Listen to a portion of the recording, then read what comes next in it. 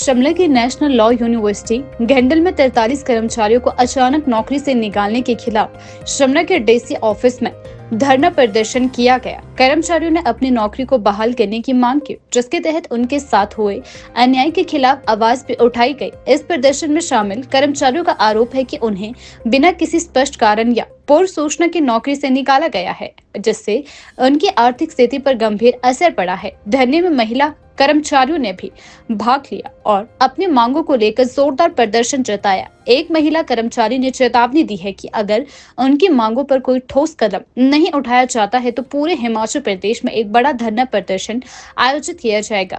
प्रदर्शनकारियों का कहना है कि यह कार्यवाही कर्मचारियों के अधिकारों का उल्लंघन है और वे इसे किसी भी हालत में बर्दाश्त नहीं करेंगे। साथ ही उन्होंने सरकार और विश्वविद्यालय प्रशासन से अपील की है कि तत्काल प्रभाव से उनकी नौकरी बहाल की जाए ताकि उनके परिवारों की रोजी रोटी पर असर न पड़े।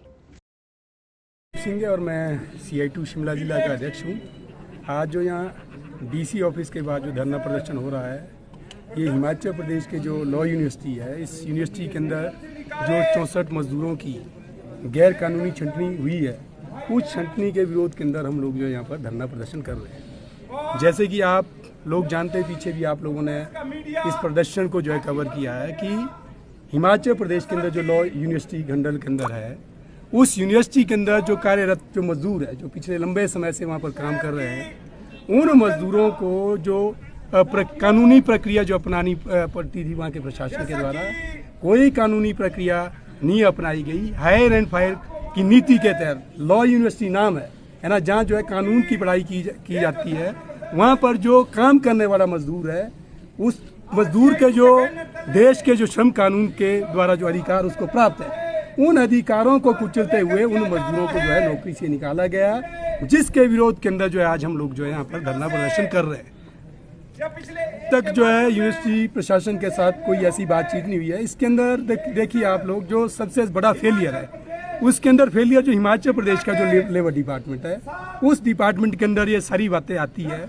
उस डिपार्टमेंट को जो स्टेप जो है यहाँ पर करना चाहिए था, जो कानून को लागू करने के लिए स्टेप करना चाहिए था, उसने भी जो है उस तरीके का स्टेप जो है नहीं किया।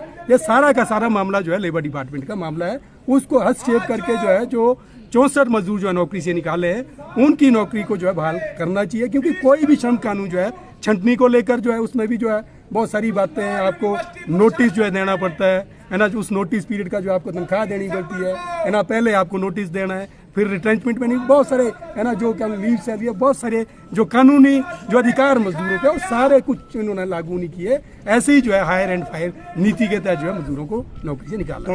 जो है वो जून 2024 में इन्होंने हमें बिना नोटिस के बाहर निकाल दिया। तो मतलब जैसे हमें निकाला, फिर कुछ समय बाद हमारे कुछ प्लम्बर, इलेक्ट्रीशियन, सफाई वाले, सिक्योरिटी वाले, इन सबको बाहर निकाल दिया बिना किसी नोटिस के।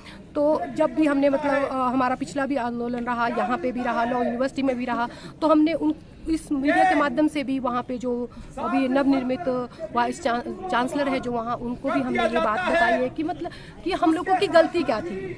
हम लोग तो अगर हमें 12 घंटे दिया जाता था, हम 12 घंटे कर रहे थे, हमें 24 घंटे बोला जाता था, हम 24 घंटे काम कर रहे थे, लेकिन हमें बिना नोटिस के जो है बाहर निकाल दिया। लेकिन ये सब तब हुआ जब हमारे जो पुराने वाले BC मैम थे, वो अपना कार्यकाल पूरा करके जो है यहाँ से चले गए और अपने जो ये यहाँ का जो था कार्यभार, वो यहाँ के ऑफिशिएटिंग 4-5 लोग हैं जो इनके हाथों में दे गए। और जैसे ही ये कार्यभार इनके हाथों में आया, इन्होंने सबसे पहले नॉन टीचिंग, सबसे पहले हमें बाहर निकाला।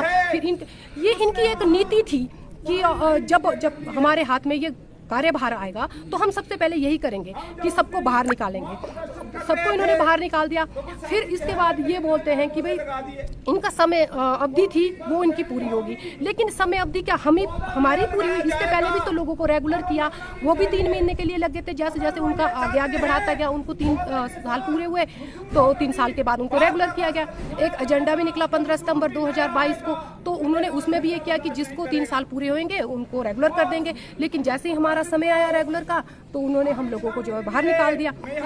हमने पिछले भी जो हमारा NLU में हुआ था, वहाँ पे मैंने मीडिया के माध्यम से अपने न्यायालय में, उच्च न्यायालय में जो बैठे हैं चीफ जस्टिस जी, मैंने उनको भी ये बात बताने की कोशिश की थी कि भाई हमारे एनएलयू में कुछ अधिकारी हैं जो वो मतलब वो हमारे डीसी मैम जो नए आए हैं उनकी छवि को खराब करना चाह रहे हैं।